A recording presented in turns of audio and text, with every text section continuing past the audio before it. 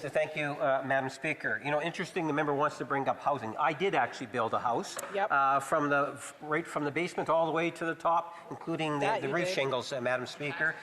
Just go on week, so if you want the full address, I'll be happy to provide it to you. Madam Speaker, at the end of the day, let's take a look at the leader of the Conservative Party. He was actually the minister responsible for housing. You'll never guess how many homes he built, Madam Speaker, or responsible for non-profit housing. You can count them by only using two hands, and mine is 4 fingers. Madam Speaker, at the end of the day, the Conservatives are an absolute total disaster on housing. Having said that, misinformation is a serious issue. That's right. You know, if you listen to the Conservatives, they talk about the deficit. Well, let's talk about Japan, France, the UK, the United States, Japan. These countries, all of their deficit to GDP ratio is much higher than Canada. I've got news for the member. Canada is not burning.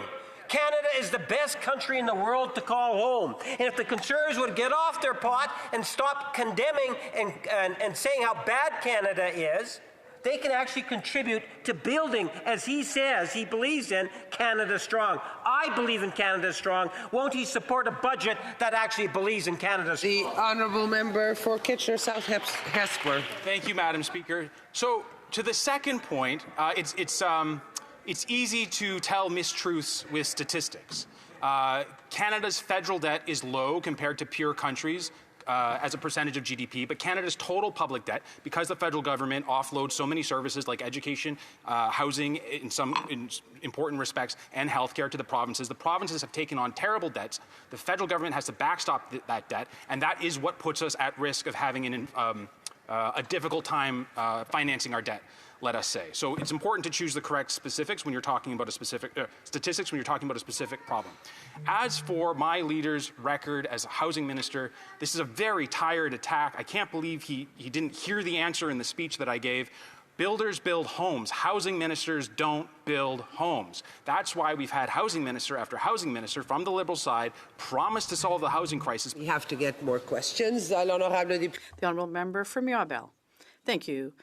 The Prime Minister, has said that he wants to balance the operational expenses, the normal deficit minus his fake investments.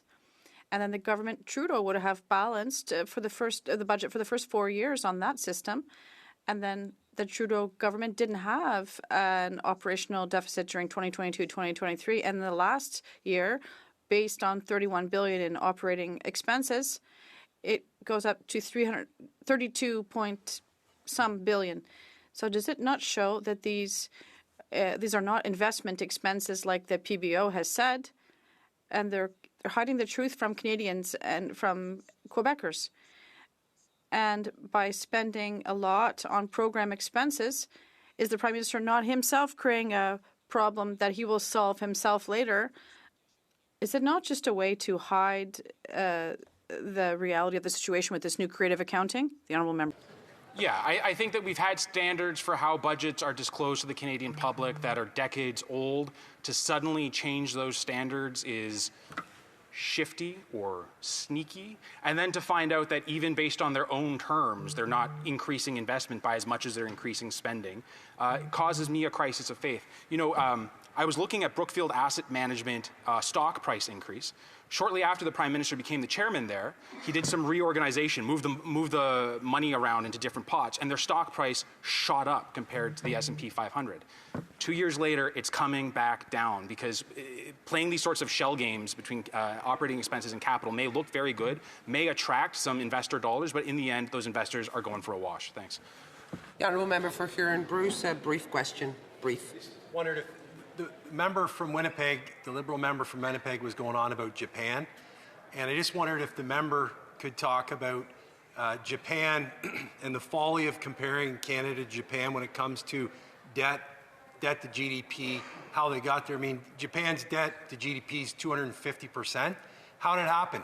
Persistent long-term deficits, and then all of a sudden one day you're in a big mess. So I wonder if the member could talk about how we should not be like Japan, how we should get the budget balanced and provide fiscal certainty to the rest of the world. Thank you.